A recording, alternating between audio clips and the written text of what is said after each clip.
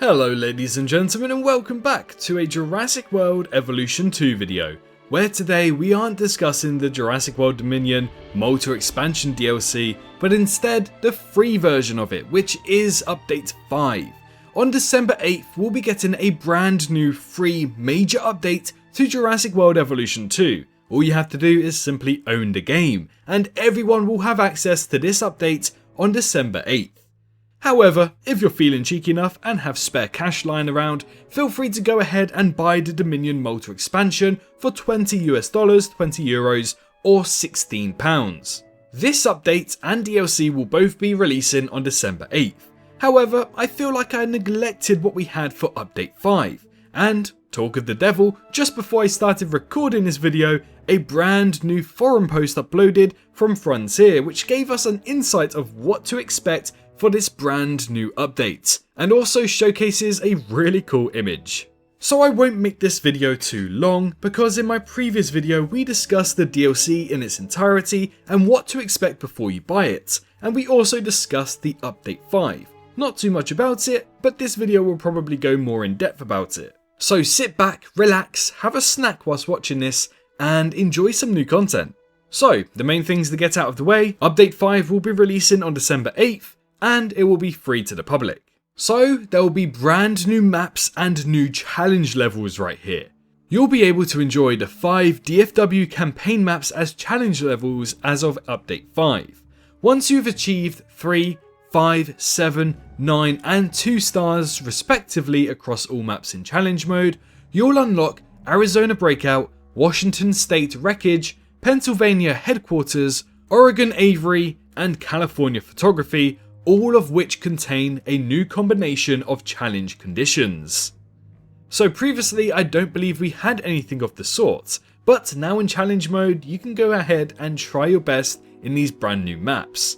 I mean, to be honest, from when I played the campaign, they were pretty fun, so let's try out challenge mode now. These new conditions include tranquilizer upgrades, which will require you to complete research before tranquilizing dinosaurs with anything above a level 1 or 2 security rating. Psychological trauma, where some dinosaurs will require scientists with the trait of psychologist to cure them, and staff hiring requirements, which will need you to meet specific requirements to hire expert staff members. And if that wasn't hard enough, California Photography is also a new type of challenge, a photo level, which is a new timed photography mission that will test your camera skills. And right here we have an on-screen image that showcases what to expect when we load up the game on December 8th. We have Arizona Breakout, Washington State Wreckage, Pennsylvania Headquarters and so on. Now obviously with a brand new update comes some brand new UI changes,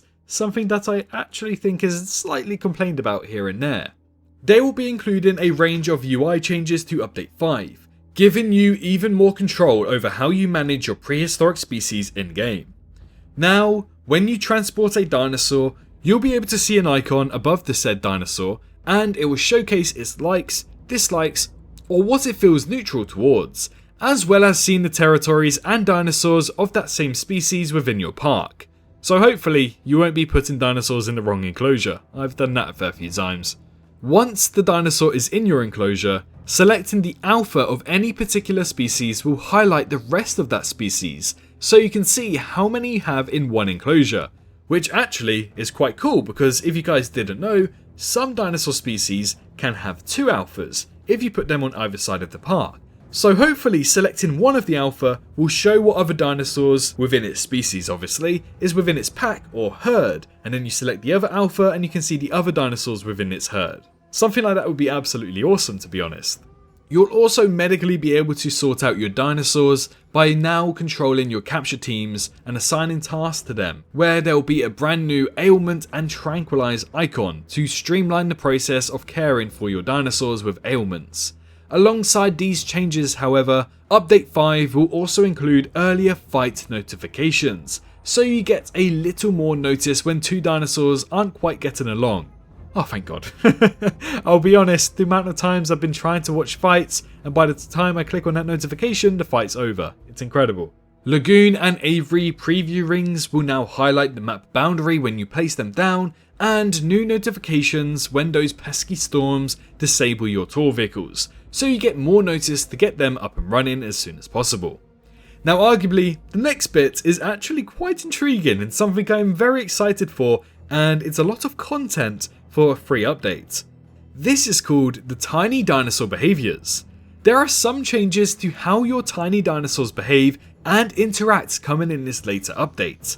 First up, we have group attacks. Yes, you heard that right, group attacks. Not pack hunting, but group attacks.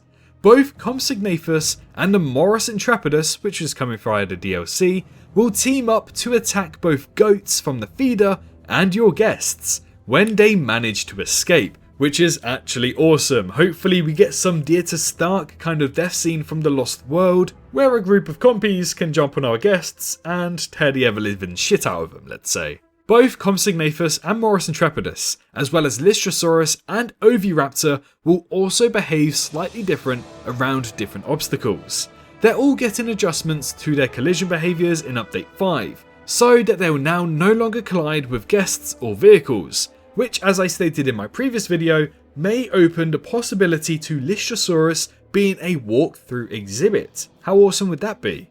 As for Oviraptor, since it's got this kind of tiny dinosaur behaviours, will they team up? Will they not team up? I think they're a little bit too big. However, will they kill guests is the main question. As we know, Oviraptor is omnivorous, so it eats plants, I believe it also eats bugs, and it will eat meat. So we don't entirely know what diet it's going to have in this update, but hopefully it will be omnivorous. And not only that, there will also be some adjustments to the navigation logic, so that these tiny dinosaurs will now navigate around water. And if the tiny dinosaur behaviours mechanic didn't warm to your liking, get ready for this one.